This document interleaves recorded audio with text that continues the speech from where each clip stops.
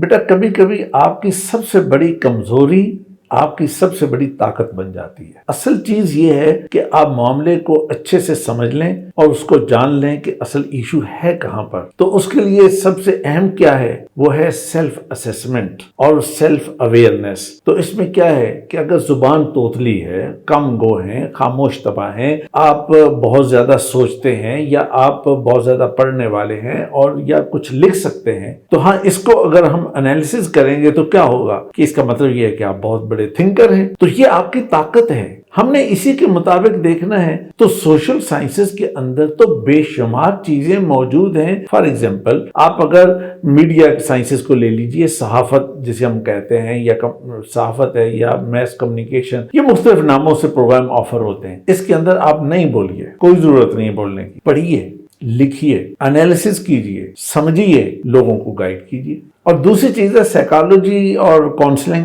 تو سائیکالوجی کے اندر تو خاموشی بھی بڑی اہمیت رکھتی ہے اور سوچنا اس سے زیادہ اہمیت رکھتا ہے، اور اس کے بعد اچھے سے لکھنا، تو اس کی تو امپورٹنس کا تو کوئی حد ہی نہیں ہے۔ تو آپ کاؤنسلنگ بھی کر سکتے ہیں، کوئی ضروری تھوڑی ہے کہ آپ نے میری طرح بول کے کاؤنسلنگ کرنی ہے۔ میں لکھ کے بھی کرتا ہوں، میں بول کے بھی کرتا ہوں، تو آپ کاؤنسلنگ لکھ کے بھی کر سکتے ہیں۔ اس شعبے کو آپ اپنا سکتے ہیں۔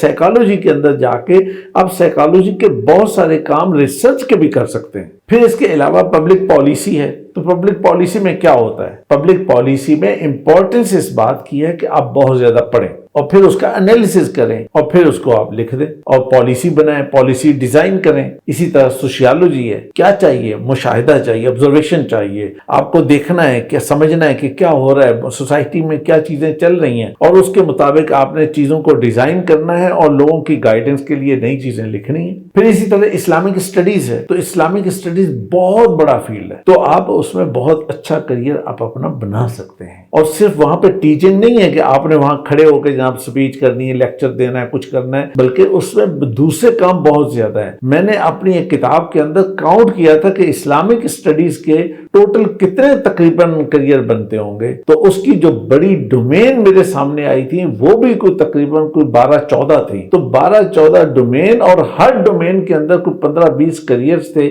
تو آپ اندازہ لگائیے کہ کتنے کریئرز آپ کے پاس موجود ہوں گے۔ یہ صرف 2-4 بولنے والوں کو سائڈ پہ کر رہے ہیں، باقی سارے کام آپ کے پاس ہیں۔ فلسفی لے لیجئے، اینتھروپولوجی لے لیجئے، آرکیالوجی لے لیجئے۔ بیٹا آخری بات آپ کو یہ بتاتا ہوں کہ دنیا کو بہت زیادہ بولنے والے نہیں بدلتے، بہت زیادہ سوچنے والے اور لکھنے والے دنیا کی تقدیر بدل دیتے ہیں۔